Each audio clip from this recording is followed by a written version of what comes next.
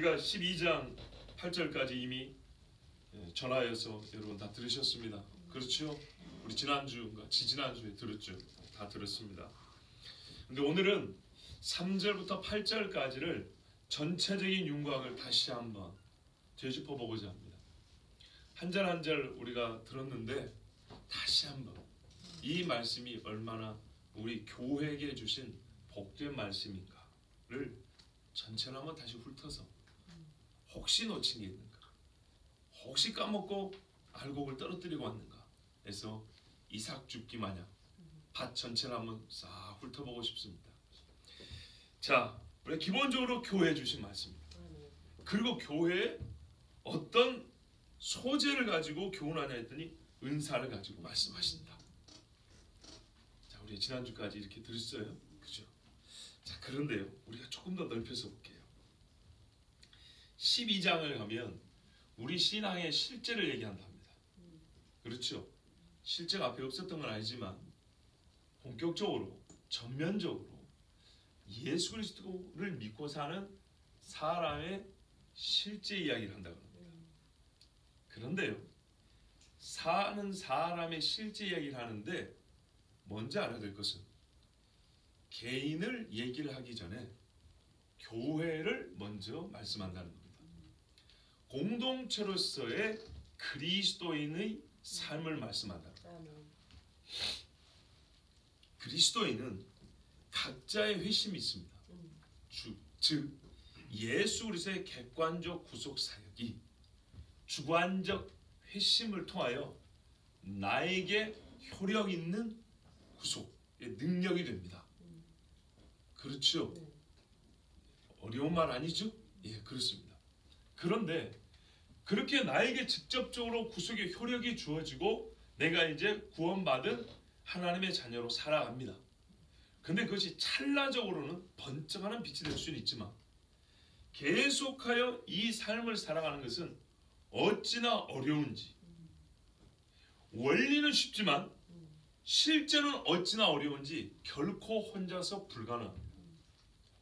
가끔 이거를 혼동하시는 분들이 계세요.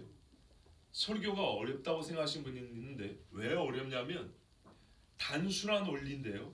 그렇게 말씀하죠. 그 쉬운 걸 왜 이렇게 어렵게 말하냐. 기본적으로 쉬운 거를 쉽게 말 못하는 이 저의 부족함도 있고 어떤 경우는 범주가 달라요. 원리는 쉬운데 실제를 얘기하는 경우는 실제는 어려운 거예요.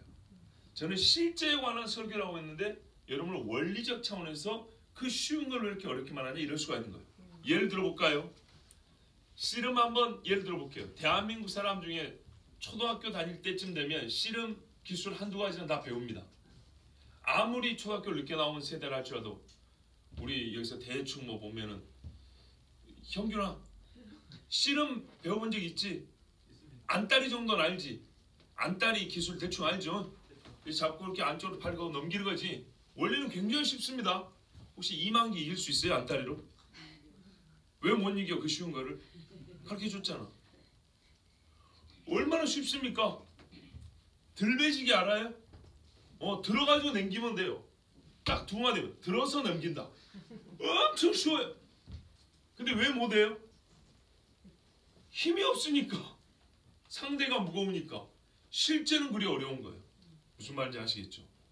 예수 그리스도를 믿으면 구원받는다. 쉽죠? 원리는 엄청나게 쉬워요. 하나님이 쉽게 줬어요. 문제는 실제는 태산을 옮기는 것보다 어려워요. 타락한 본성이요. 저주받은 사고예요. 세상에 마귀의 것에 내 모든 것을 빼앗기고 마귀하고 결탁을 하고 살아왔기 때문에 이거를 끊고 그 복음 안에 쏙 들어온다는 것은 실제는 너무너무 어려운 거예요. 자, 실제 이야기를 하고 있는 거예요. 원리도 어렵지만 사실은요. 우리가 받는 입장에서 쉬운 것이지. 그죠? 굉장한 구원의 이 메커니즘은 우리가 끄트머리만 믿고 받기만 하는 게 쉽지. 그 시작부터 볼 것 같으면 사실 이 원리도 그리 쉬운 건 아니에요.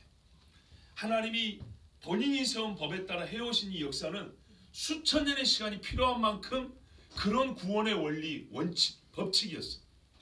자, 그런데 이제 하여튼 우리가 예수를 믿고 구원을 받게 됐어요. 근데 이제 구원을 받은 자로서 살아가는데 누구의 말 맞다나 구원 이후를 살아가는데 구원 이후가 만만하지 않아요. 정말 만만하지 않아요.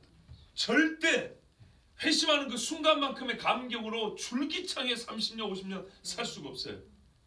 그래서 하나님께서 우리에게 그 신앙을 가능케 하시고 지켜주시는 여러 방책과 방편을 주셨는데 그 중에 제일이 뭔지 아세요? 교회예요.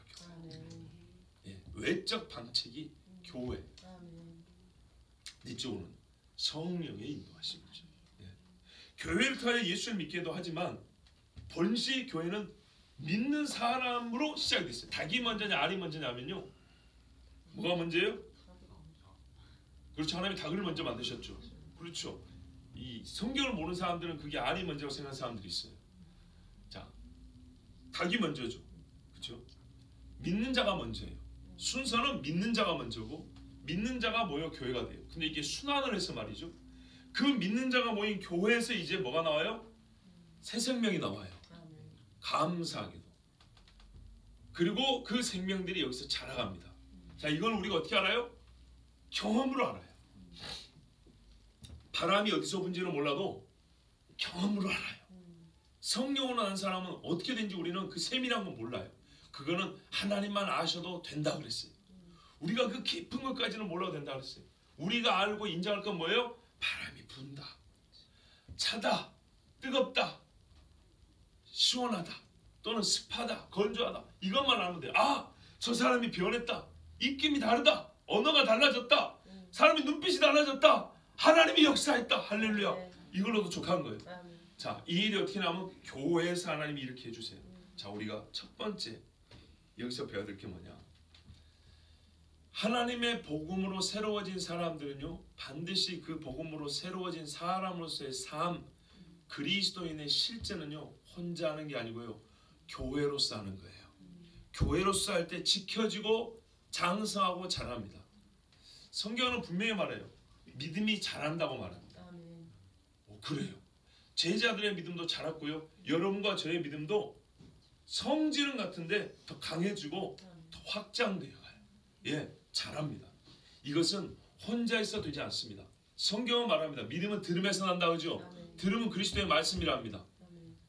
우리가 정말 양심적으로 말해서 일상생활에서 하나님의 말씀을 진짜 순수하고 직접적으로 들을 수 있는 교회가 얼마나 됩니까?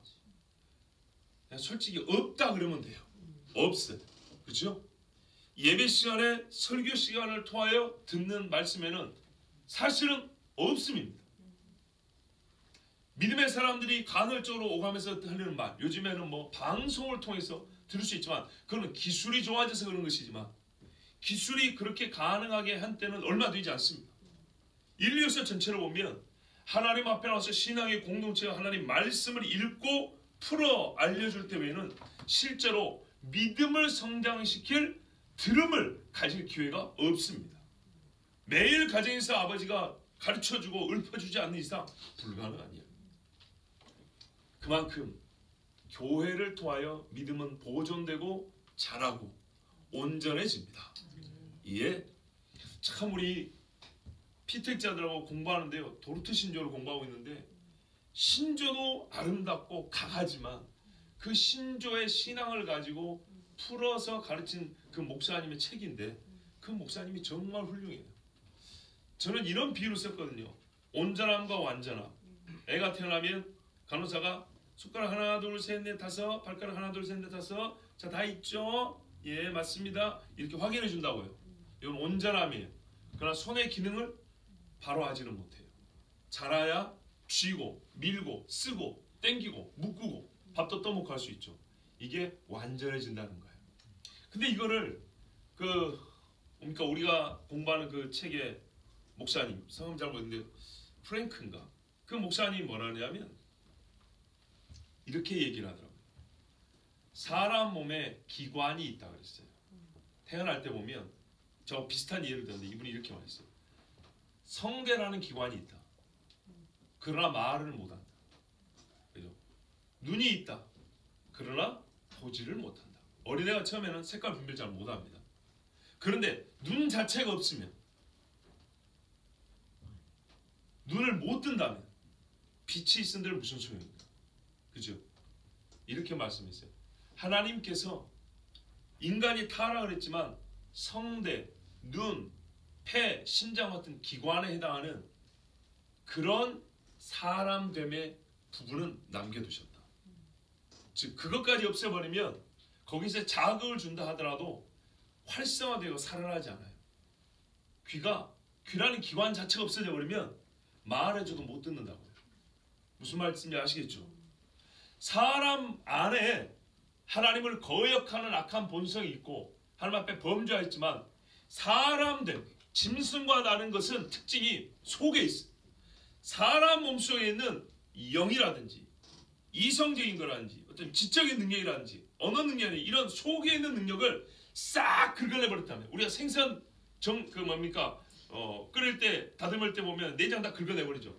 이렇게 싹 긁어내버렸으면 하나님이 아무리 쉽게 말하면 외부적인 스파크를 막 해도 불꽃이 남지 않는다 이 말이죠. 그런데 우리 안에 비록 왜곡되고 찌그러지긴 했지만 그 기관을 그대로 남겨놨다는 거예요. 그래서 그 기관을 하나님이 살리는 거예요. 자극하고 그 귀에다가 대고 말을 하는 거예요. 귀를 열어버리는 거예요. 눈을 뜨게 해버리는 거예요. 이걸 잘하게 하는 거예요. 자, 이렇게 해서 그 사람을 활성화, 죽어있는 상태지만 어쨌든 뭐예요? 심장이라는 기관이 있으니까 이게 펌프질을 하려고 이렇게 전기장을 주면 뛴다 이 말이죠. 하나님의 영이 불을 확 부어주면 어떻게 해요? 이게 쿵쿵하고 이제 뛰기 시작한단 말이죠.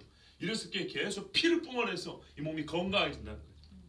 타락했지만 처음에는 이게 자동적으로 하나님 앞에 온전하게 뛰고 있었는데 죽어버렸지만 하나님은 그 기관 자체까지는 없애지 아니하시고 비유적인 이야기입니다.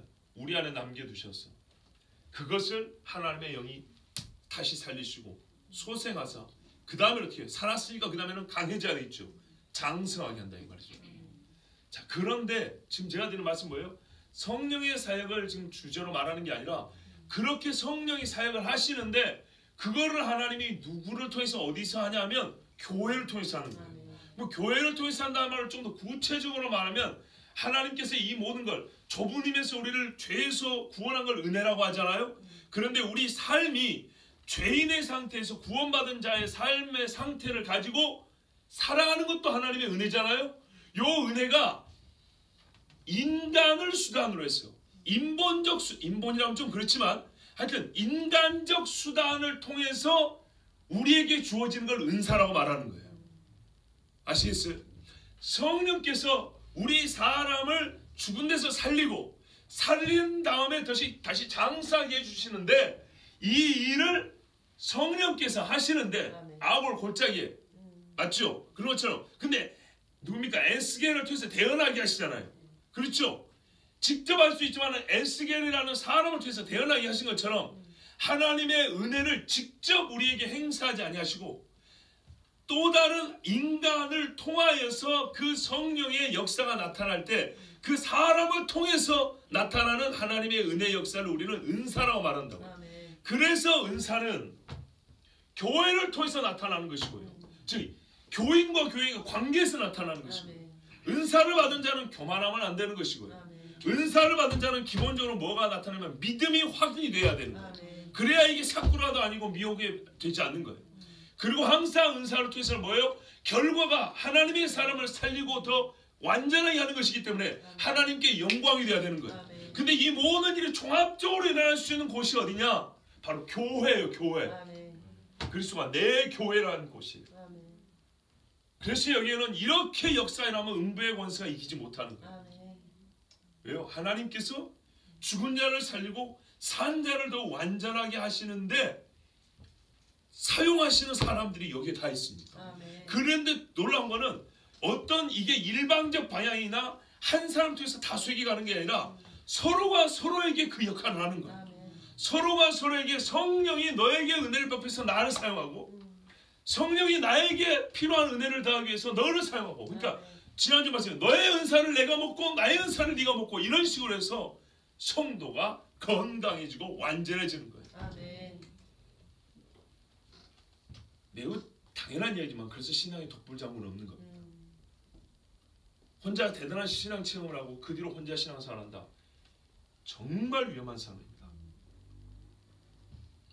구원을 받을 수는 있지만 구원받은 사람으로서의 이 땅에서는 정말 별 볼 일 없이 살다가 죽을 수 있습니다. 자, 그런데 이제 말이죠. 이렇게 교회로 모인 사람들에게는요, 보십시오. 성령께서 그 사람을 통하여 그냥 편하게 말씀드릴게요. 인본이라는 말이 이제 사람이 근본이라는 한자 뜻은 그렇지만 쓸만한 용어가 없으니까 하나님의 성령께서 은혜를 인본적인 방법으로 통해서, 즉 인간적인 방법을 통해서 수단을 통해서 주는 게 은사라 그랬죠. 그런데 요 은사를 통해서 서로가 서로를 유익하게 하는데 문제는 이 은사마저도 인간은 가장 좋은 율법마저도 죄를 짓는 데 써먹는 것처럼 이 은사마저도 죄를 짓는 데 써먹는단 말이죠. 그렇죠. 그래서요, 과연 이 은사가 온전하게 쓰여지는가를 확인할 수 있는 지표들이 있어요. 그거는 첫 번째 뭘로 하냐? 열매로 알아요. 그렇죠? 바람이 불면 하는 것처럼 열매로. 근데 그게 오늘 본문의 후반부로 하면 전반부가 있어요. 열매로 나타나기 전에 먼저 확인할 수 있는 전조가 있어요. 전조. 미리 나타나는 징조가 있다고요. 그게 뭐냐면요, 이 사람의 사고방식이에요. 다르게 좀 고상하게 말하면 자아가 새로워진 것을 확인이 돼야 돼요. 새로워진 자아. 그것은 어디서 나타나면 반드시 생각의 전환에서 나타납니다. 오늘 본문과 참 일치된 게 있었는데 어제 우리 피탁지가 교환을 드렸어요. 성령께서 사람을 회심시킬 때는 우리가 흔히 말하는 지정의를 새롭게 한다고 하잖아요. 맨 먼저 바꾸시는 게, 전환시키는 게 뭐냐면 총명이라고 그랬어요. 생각.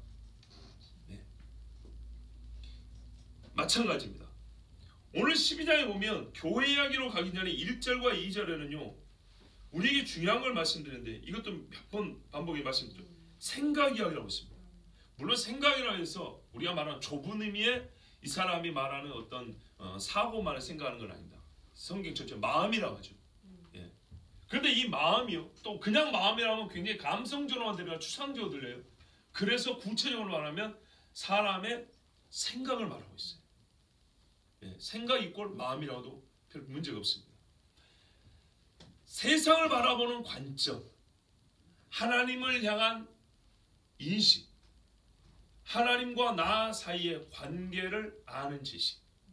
나는 하나님 앞에 어떤 존재냐, 하나님은 누구시냐, 이것부터가 새로워집니다. 모든 회심한 사람은 가장 먼저 바뀌는 생각이 이것입니다. 자기에 대한 생각이 바뀝니다. 화로다 나야 망하게 이렇게 됩니다. 그래서 우리 칼빈 선생님도 뭐라 그랬다고요? 신론과 인간론은 같이 간다 그랬어요. 하나님에 대한 이해가 바른 사람은 반드시 사람에 대한 이해도 바르게 돼 있고, 사람에 대한 이해가 바른 사람이 하나님에 대한 이해가 삐뚤릴 수 없다고 했어요. 성경은 감사하게도 첫 장부터 하나님과 인간 이야기를 줍니다. 하나님 의존적 존재 인간, 그죠? 인간을 매우 사랑하여 자기의 대리자로 만드신 하나님. 이것이 성경에서 가장 처음 보여주는 하나님과 인간의 관계입니다. 그런데 그 다음에 무슨 일을 합니까? 그 존귀하고 영화로운 자리를 스스로 박차놓고 하나님을 거역한 죄인. 이게 인간입니다. 그런데 그 누구도 이렇게 태어나서 배운 적이 없습니다. 자신에 대한 하나님과 관계성 안에서 자기를 배운 적이 없고, 그 관계성 안에서 내가 얼마나 큰 죄인이고 타락하고 가능성 없는 존재인가에 대해서 들어본 적이 없습니다. 이걸 인정하지도 않습니다. 근데 회심할 때 성령께서 우리의 총명을 새롭게 하는데 여기에 불이 팍 들어옵니다.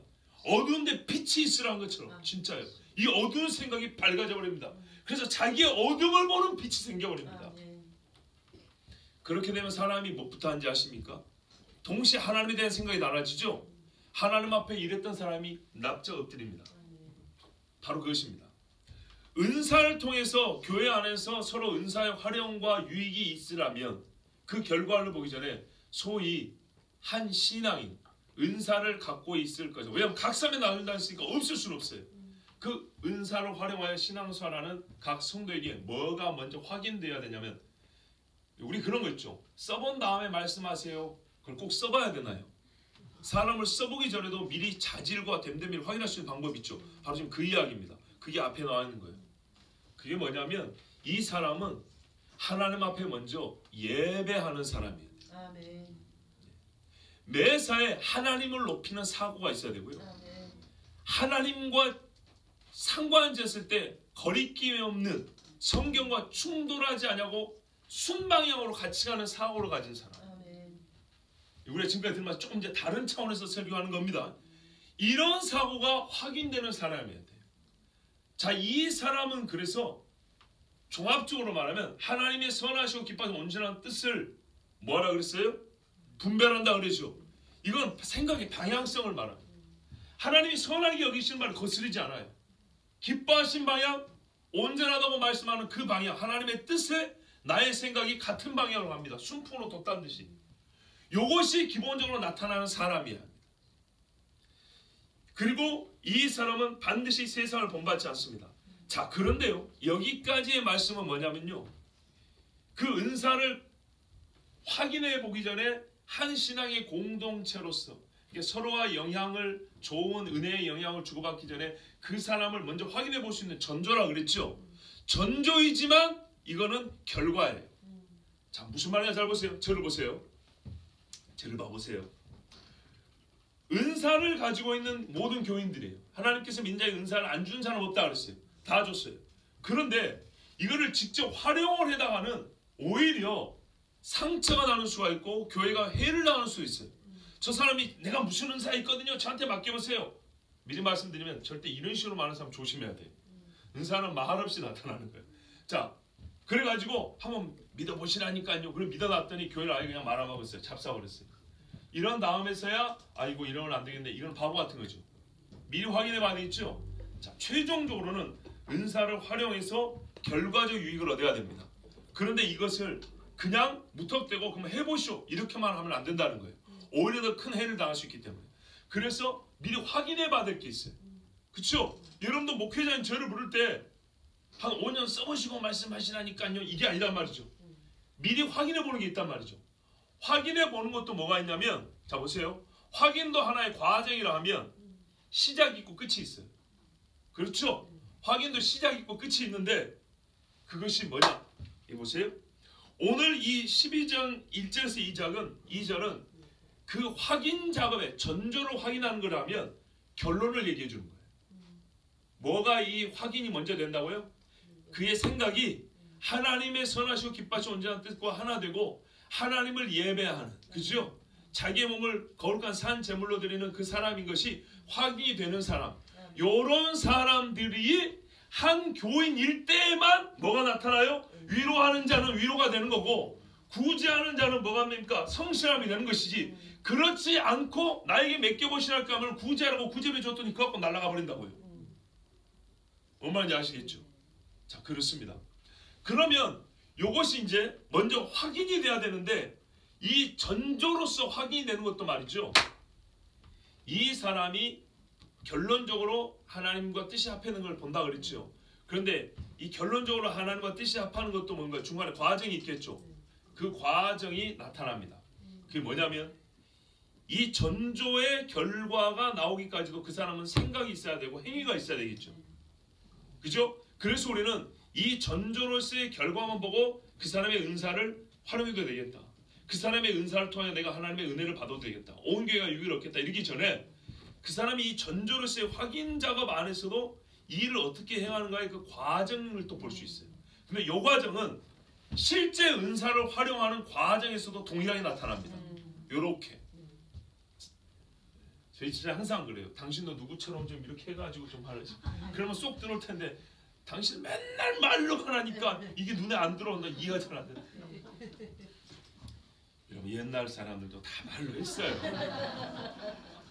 한국말로 하는데 가끔 사투리 영향도 있고 좀 하고 그래도 충분히 의사소통에 지장 없죠. 자, 지금 여기까지 이해되셨죠? 네. 자, 그래요. 그러면 이 전조로서의 과정에도 그 사람이 이 결론을 내는 원리가 있고 실제 은사 활용을 할 때도 이 사람은 나타나는 원리가 있어요. 그게 뭐냐면요. 믿음의 분량이에요. 믿음이에요. 믿음 하니까 또 이제 막 으쌰으쌰한데 그것이 아니고요. 성경에 보면 왜 이렇게 말할 수 있냐면 이 일이 가능한데도 이렇게 무슨 말하면 결론을 말했어요. 보세요. 실제로 이 사람에게는 생각이 하나님의 뜻과 합한 게 나타나야 한다. 실제로 구제도 나타나고 위로 나타나야 한다. 결과를 말했지만 어떻게가 없어요. 이게 최종적인 상태를 했어요. 완전히 새롭게 돼가지고 이렇게 나타나야 한다는데 새롭게 되면 어떻게 해서 이렇게 결과가 나타나죠? 하여튼 그 과정을 말해주는 어떻게가 없어요. 근데 그 어떻게가 뭐냐면 성경을 읽어보면 나오는 게 뭐냐면 믿음과 겸손이라고 말할 수 있어요. 최종적으로 모든 일에 믿음의 요소가 확인이 돼야 된다는 얘기입니다. 근데 성경은 그걸 뭐라고 표현하면 믿음을 강함이라고 말하지 않고 분량이라고 말을 했어요. 분량. 다 들은 말씀이기 때문에 오늘 쉽게 말해요. 분량이라는 말은 전체를 말하지 않는다는 것이 기본적으로. 그렇죠? 자기 몫을 말합니다. 개인으로 볼 때는 100% 믿음인데 전체로 볼 때는 그 믿음이 공동체 안에서는 어느 일정 부분의 몫이 있고 일정 부분의 경계가 있다는 얘기입니다. 그것을 지키면서 하나님의 뜻을 사모하고 행하는가? 그것을 잘 인지하면서 자기의 은사를 활용하는가? 이 어떻게를 보면 그 결과도 과연 복되겠구나, 유익되겠구나, 아니면 얘가 미워하려고 하는 거구나, 자기 의를 위해서 하는 거구나, 이게 나타난다는 겁니다. 그래서 이 믿음의 분량이라는 말이 물론 원어는 약간 차이겠지만 실제적으로는 같은 의미다. 형상이나 모양이나 같은 뜻인 것처럼 실제적으로는 그래서 이게 3절에도 나오고 또 어디에 나옵니까? 6절에도 나오는 거예요. 예, 첫 번째 은사를 말하는 예언에도 나오는 거예요. 믿음의 분량은 예언에만 있는 건 아니죠. 그렇죠? 예언에만 있는 건 아니지만 가장 우선시되고 첫 번째 하는 은사에 예언이 나옵니다. 왜? 왜냐하면 성경에 보면 여러 가지 은사가 있지만은 예언은 다른 사람을 유익하게 하는데 쓰여지는 큰 은사라고 했어요. 여기에 믿음의 분수대로 이렇게 말합니다. 3절에도 마땅히 생각할 그 이상의 생각을 품지 마. 이게 1, 2절하고 지금 연결되고 있어요. 우리 성경에는 중간에 점이 찍어져 있어서 이거를 별도로 생각하기 쉬운데 이게 한 맥락입니다.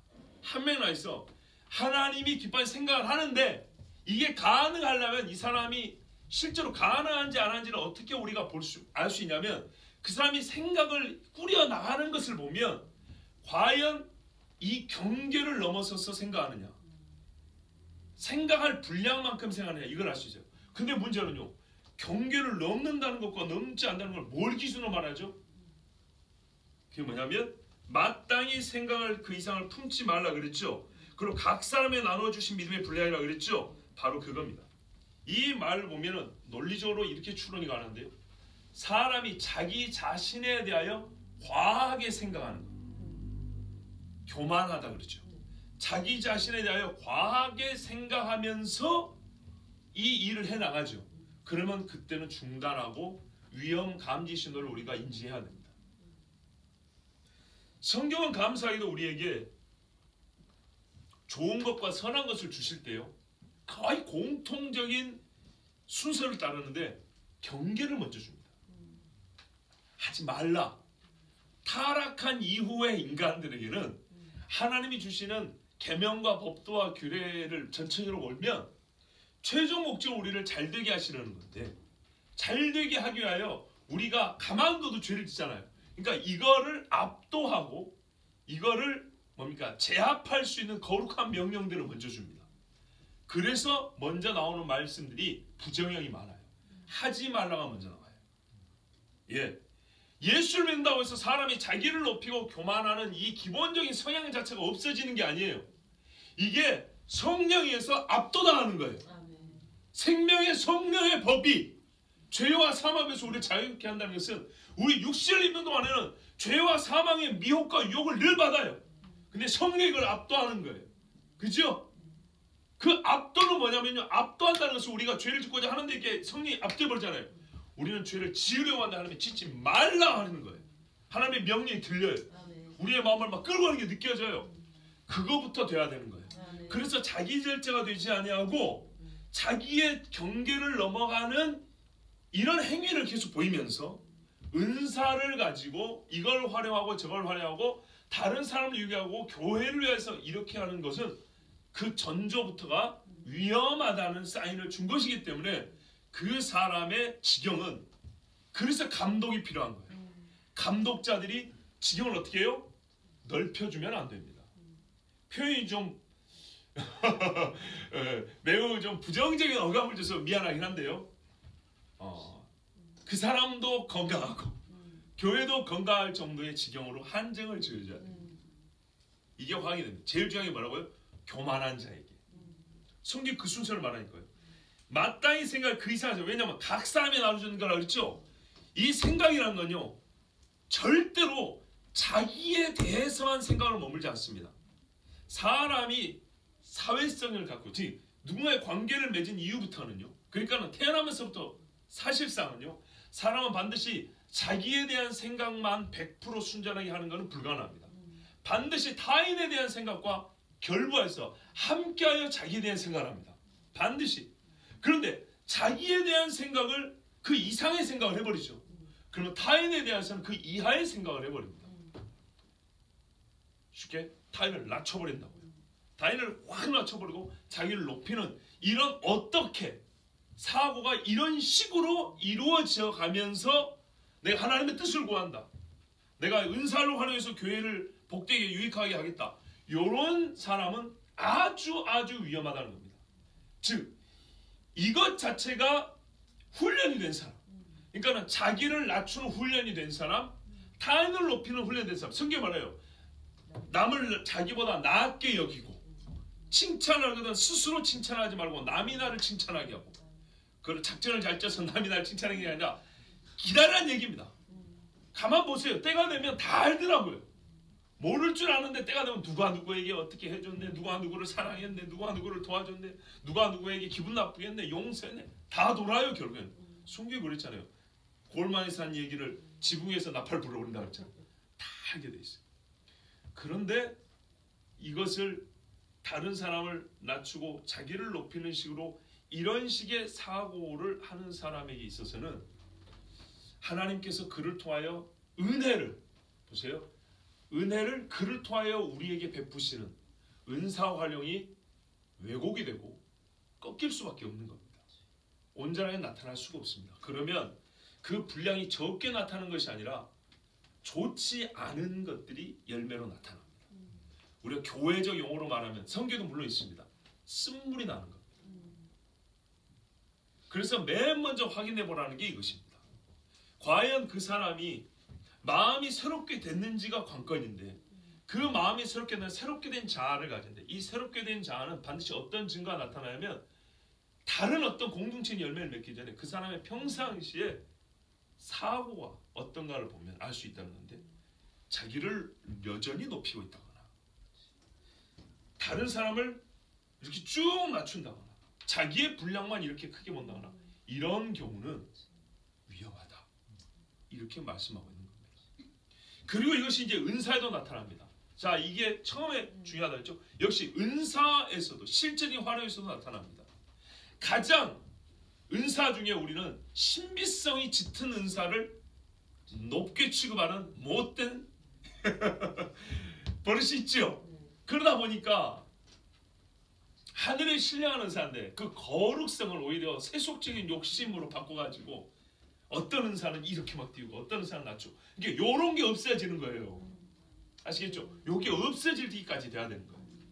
그런데 지금 우리는 실제를 얘기하죠. 그래서 실제를 가르쳐줄 때 우리는 자꾸 그런 마음이 있기 때문에 이거를 억제하는 성령의 능력과 함께, 성령이 이렇게 억제력과 함께 말씀을 좀 받고 있습니다.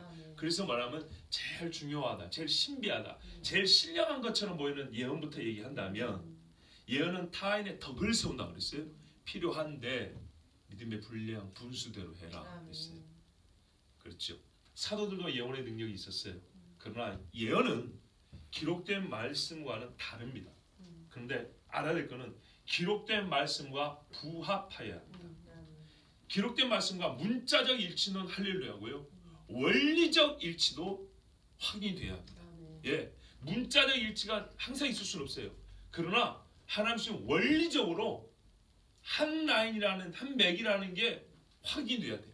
그렇지 않으면 그 예언은 제 아무리 신령하게 느껴져도 받을 수가 없습니다. 근데 성경 신명기에 말하면 그 예언이 응해야 진짜라 그랬어요. 근데 우리가 지금 말씀이 이거라니까요. 응하기까지 시간을 허용을 해버리면 그 시간 중에 망하게 되는 일이 있다 이 말입니다. 거짓 선자의 말은 듣는 순간부터 망하는 길을 가는 거예요. 그러니까 응하기까지 기다리면은 그 시간이 짧으면 좋은데 그러기 전에 지혜로운 자는 먼저 확인을 보고 하는 거예요. 예언의 은사가 있다는데 이 사람이 자기 분수를 몰라요. 기록된 말씀은 맨날 넘어가요.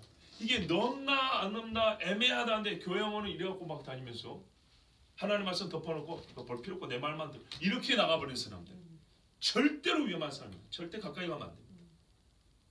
악한 친구는 영혼을 뺏는다 그랬습니다. 자, 그리고 또 중요한 교훈이 있습니다. 뭐냐면 이렇게 사람이 각 지체 나눠줬답니다. 나눠줬는데 그러면 너 한 사람 잘해라, 너 한 사람 깨어 있어라, 너 한 사람 정신 차려라 이렇게 말하지 않습니다. 하나로 그냥 확 묶어버립니다. 한 몸에 많은 지체를 가졌으나 이렇게 버립니다. 자, 여기서 중요한 건데요. 분리되어 갖고는 소용이 없답니다. 머리가 누구시죠? 예수님이죠. 또 이런 말입니다. 우리 중에 누가 손이고 누가 눈이고 누가 눈썹의 맨 끝털이 눈썹인지 몰라요. 누가 오른쪽 새끼발가락인지 몰라요. 그죠? 어쨌거나 중요한 거는 한 몸으로 연합되어 있단 말입니다. 이렇게 한 몸으로 하면은 참 우리가 원리적으로 안 그러는데 실제 생각은 이게 못 미치는 경향이 있어요. 지체만 얘기하면 꼭 머리를 떼놓고 생각을 하고 머리를 얘기를 할 때야 머리를 생각을 하신다.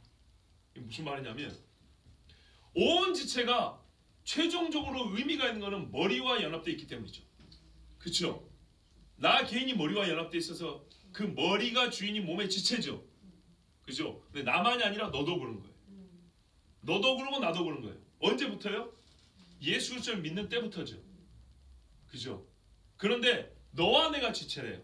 무슨 말이냐면 예수를 믿게 되면 자동적으로 다른 사람과는 지체의 관계가 되는 거예요. 그래서 교회에서 나 건들지 마. 나하고 주님과의 관계야. 이런 사람은 절대 타인에게 영향을 미치는 자리에 있으면 안 돼요. 성경이 말씀해주는 명백한 한 몸의 원리를 거부한 사람이에요. 무슨 말이에요? 내가 주님과 연합을 했어? 그러면 동시적으로 다른 지체하고 연합이 되는 거예요. 하나님께서 이 지체를 먹이고 싶으면은 다른 지체를 사용하셔서 하나님 먹이시는 거예요. 원래 이게 하나님의 방식이에요. 그런데 교회 안에 있으면서 혼자 하겠다. 나와 하나님과의 관계만이 중요하다는 식으로 대놓고 말하든 사는 걸 보니까 그런데 이런 사람들은 정말 성경을 모르고 교회를 모르고 살아요. 성경 말이에요. 그걸 다르게 말하면 뭔지 알아요? 지체에서 떨어지면 예수님한테 떨어진 거예요. 나는 성경의 원리를 갖고 말하는 거예요. 우리가 한 몸에 많은 지체를 가졌으나 모든 지체가 같은 기능을 가진 것이 아니니 이와 같이 우리 많은 사람이 그리스도 안에서 한 몸이 되어 서로 지체가 되었느니라. 4절은 뭡니까? 각 지체의 역할이 다르다는 거죠. 위치도 달라요. 예, 목도 달라요. 그런데요, 더 중요한 건 뭐냐면 이 각기 다름이 그리스도 안에서 한 몸이 되었다는 겁니다. 그러니까는 각 지체가 그리스도와 분리될 수가 없고 그리스도와 연합되어 있으면 각 지체도 분리될 수 없다는 겁니다.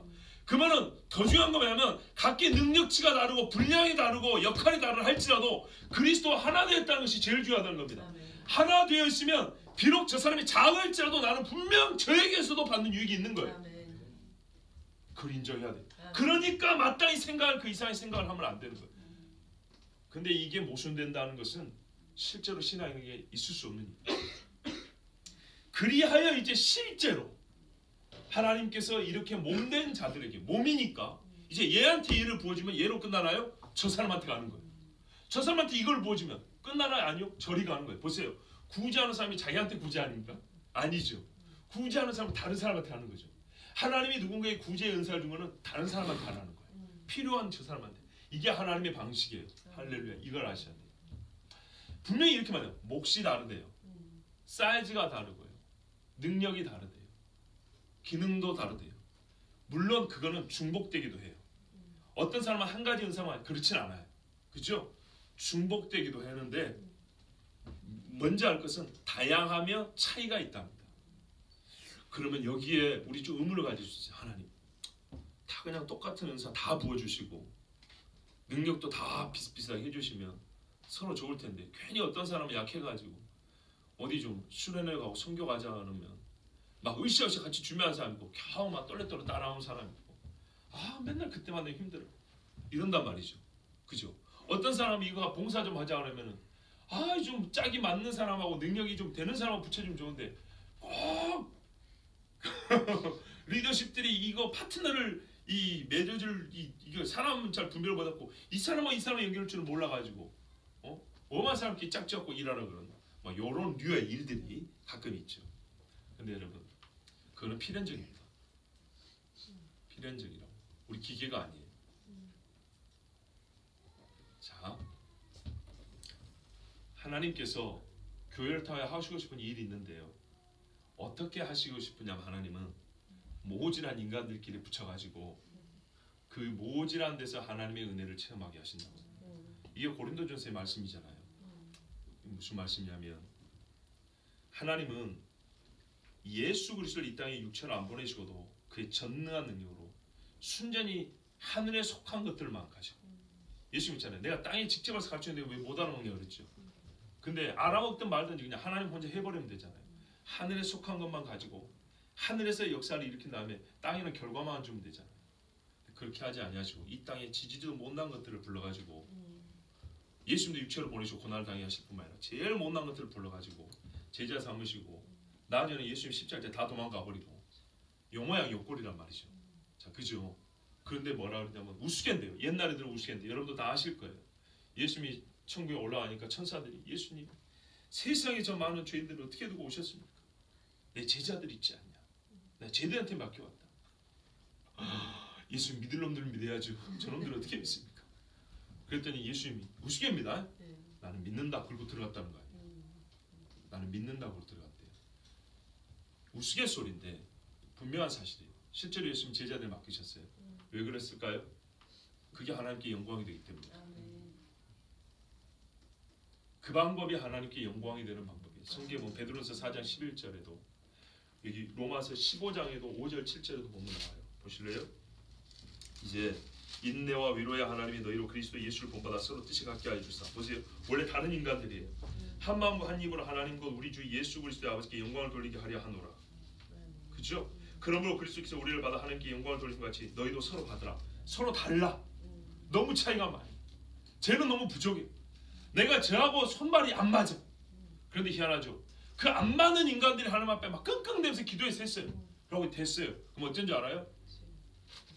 최고의 선수들만 파트너 돼가지고 팀플레이 해갖고 금메달 딴 것보다 하나님이 이래갖고 동메달 딴 거 더 영광을 받으신다는 거예요. 이게 하나님의 방식이에요. 너희가 약한 자를 받으라 그랬죠. 오해하지 마세요. 불신자를 믿는 사람 취급해라 말 전혀 아니에요. 또 이렇게 소리하니까 나의 약함은 그냥 게으르란 얘기도 아니에요. 필연적으로 장성한 분량으로 나아가야 되는 게 우리의 책임이고 의무인데 그렇다 할지라도 차이가 날 수 있어요. 아시겠죠? 하나님을 거역하는 사람들을 두고 하는 얘기 아니에요. 교회를 두고 하는 얘기예요. 교회이기 때문에 하나님 향한 신앙이 있는 사람인데 이 사람들 안에 필연적으로 차이가 있어요. 속도의 차이, 정도의 차이, 분량의 차이. 그렇죠? 근데 이 차이가 나는 사람들이 하나님 앞에서 그리스도 안에서 그래도 우리는 한 몸이야 하고 모였을 때 기도하면서 뜻이 같아지고 힘을 모으고 같은 비전을 가지고 하나님 뜻을 같이 애를 쓰면 해나가잖아요. 그럴 때 하나님이 완벽한 인간들끼리 착착착 맞는 것보다 이런 모자란 인간들끼리 그렇게 가지고 맞춰가면서 하나 되어가면서 일할 때 영광을 받으신다는 거예요. 그래서 하나님이 이렇게 하세요. 이렇기 때문에 쟤는 부족하고 쟤는 약하고 해서 나하고는 안 맞아 이런 식으로 말하는 사람이 오히려 더 위험한 거예요.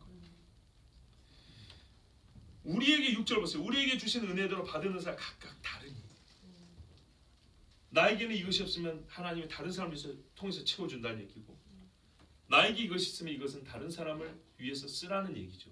어떤 원리로요? 믿음과 겸손을 가지고 항상 이게 확인되면서 지난주에 읽었기 때문에 오늘 6절에서 8절까지 한 가지만 더 추가해 말씀드리겠습니다. 예를 들면요. 7절에 가르치는 자는 가르치는 말하고 8절에 위로하는 자의 위로가 원어로는 같은 말입니다.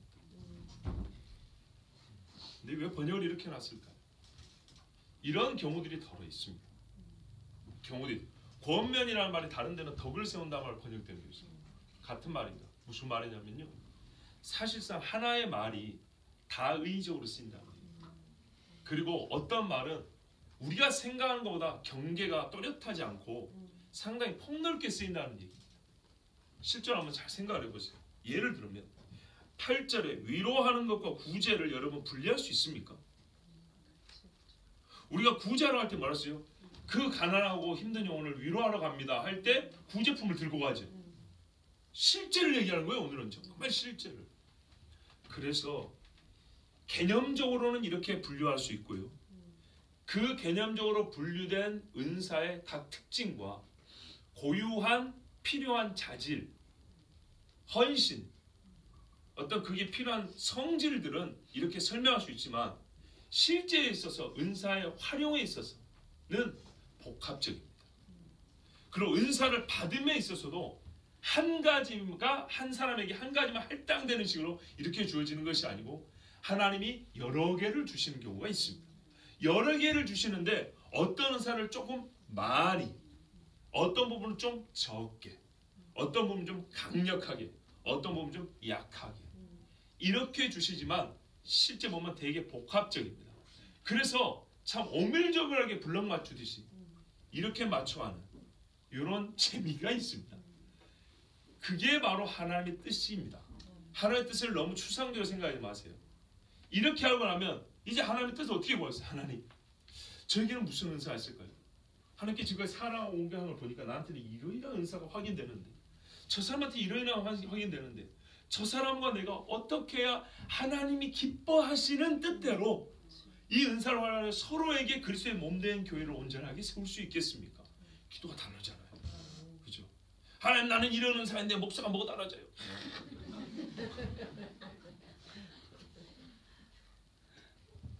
그런 경우도 많이 있잖아요. 제가 요즘에 느끼는 건데 우리 교회 성도들 전반적으로 착하세요. 착하다는 말이 좀 고상하지 못한 표현이고 너무 일상적인 표현일지 모르지만 예수님도 쓰신 말씀이잖아요. 번역에 따르면 착하고 충성되다 그랬잖아요. 착한 사람이 좋은 사람이에요. 예. 근데 제가 그걸 느껴요. 진짜 아까처럼 그렇게 많은 사람도 있어요. 어느 교회 가나 꼭 있어요. 뭐 꼭 통기상 100%란 얘기는 아닌데 거의 있어요. 근데 그렇지 않아요. 그래서 제가 너무 감사하고, 그래서 지금 이 은사와 교회에 관한 설교를 할 때 제가 개인적으로 인간의 느끼는 심정적으로 그렇게 힘들지 않아요. 예, 참 복되게 즐겁게 지금 말씀을 전하고 있어요. 자, 다시 한번요. 우리에게 주시는 은사 각 다를 뿐만 아니라 하나님이 꼭 한 사람에게 하나만 주시는 게 아니에요. 여러 가지 주세요. 그리고 그 여러 가지가 또 항상 같은 수준이 아니에요. 차이가 있어요. 그래서 서로 맞춰가면서 주의 뜻을 이루는 것을 하나님이 가장 큰 교회를 통해 받는 영광으로 여기신다는 거예요. 예, 이런 방식을 하나님 취하세요. 그러니까 우리 중에 약한 자가 있다고 해가지고 그것을 불행이다 이렇게 생각하면 안 돼. 그 약한 자 때문에 내가 겸손해지는 거예요. 성경에 그렇잖아요. 세상에 모자란 분들을 불러다가 자칭 지혜롭다, 강하다는 사람을 부끄럽게 하신다. 그게 하나님이 영광을 받으시는 하나님만의 방식이에요. 자, 마지막으로 다시 한번요. 3절에도 하지 말 것과 하라고 이렇게 말씀했죠. 순서 이렇게 돼 있죠. 그렇죠. 저도 마지막 당부를 드립니다. 하지 말 것.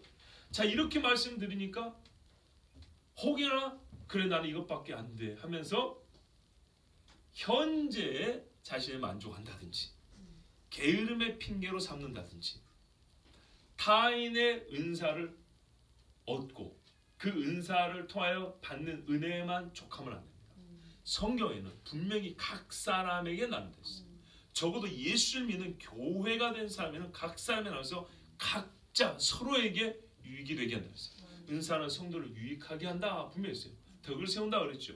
반드시 그게 나타나야 됩니다. 이거는 성품을 뛰어넘습니다. 왜? 성령이 하신 일이기 때문에. 예.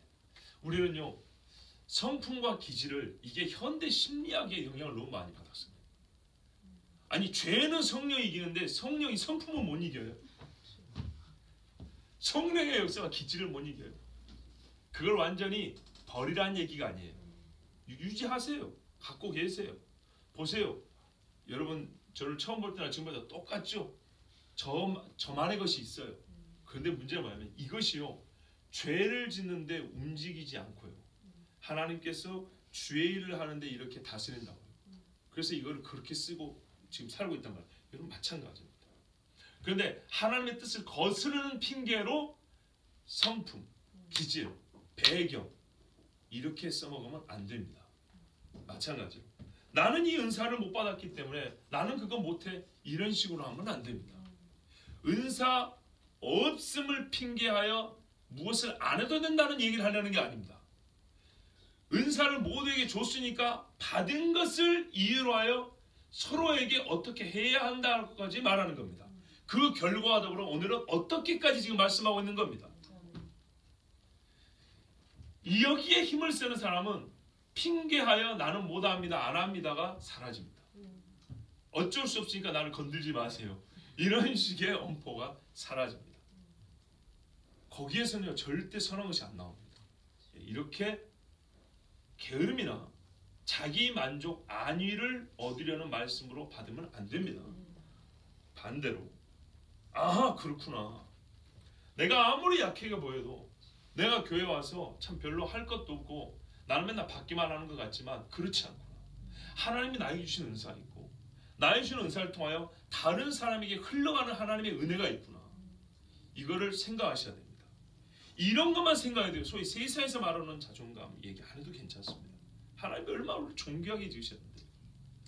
그리고 그걸 어떻게 해요? 부지런히 할 열망을 가지게 됩니다.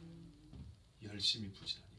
그리고 부족함 가운데서 하나님께서 영광을 취하시는 방식이 무엇인지 알기 때문에 교회 밖, 이제 우리가 말하는 삶의 현장이라든지 아니면은 외부 선교를 하러 간다든지 다양한 교회 밖의 생활에서도 우리는 하나님의 나에게 주신 은사를 통하여 많은 영혼들을 유익하게 하는, 그 유익함이란 예수를 믿게 하는 것과 믿고 자라게 하는데 우리는 충분히 하나님 나를 쓰신다는 이 자의식을 가지고 변화된 자의식을 가지고 생활할 수 있습니다. 뭐라 그러냐면 한 몸에 여러 지체가 있다고 했습니다. 혹시 이 중에 지체 아닌 분 계세요? 오늘 이거를 확인해 드립니다. 지체입니다. 한 지체라도 떨어져 나오면 안 되고 한 지체라도 서로에게 무관한 지체가 없습니다. 그렇다면 우리는 적극적인 의미에서 다른 지체에 대한 책임감을 느껴야 되고 사명이 있다는 걸 알아야 됩니다.